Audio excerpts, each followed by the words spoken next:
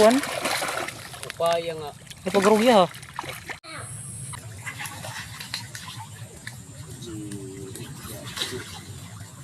ha. Bali yan na pong aga. Amista kami sa mga kawil kahapon nga iginbutang. Tapos pag abot nga namo didi sayo dayon nga pantat. Diri pa og agod darako siya.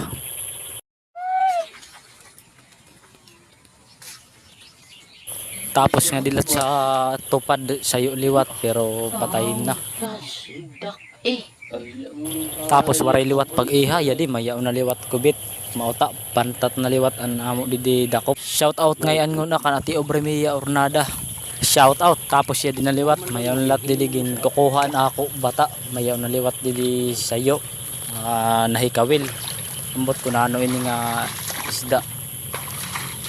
Daw kunano.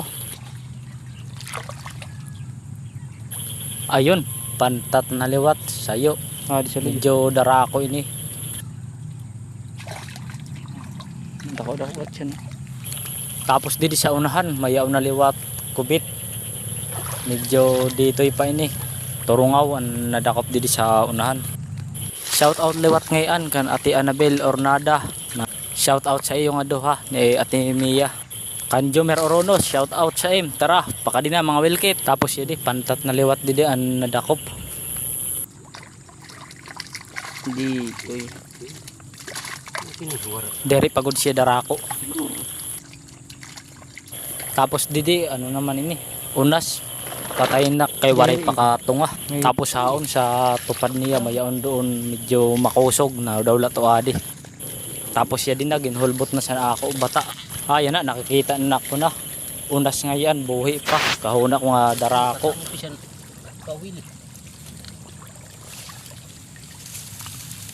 Di rekomando makapirita yung juga.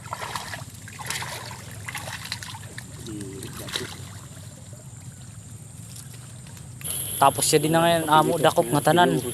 Medyo daramo gihapon.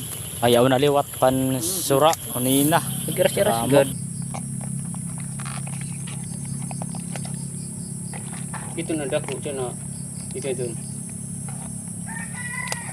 Daramo liwat nga salamat sa nagtangpo sini nga akon sa susunod liwat nga pangawil.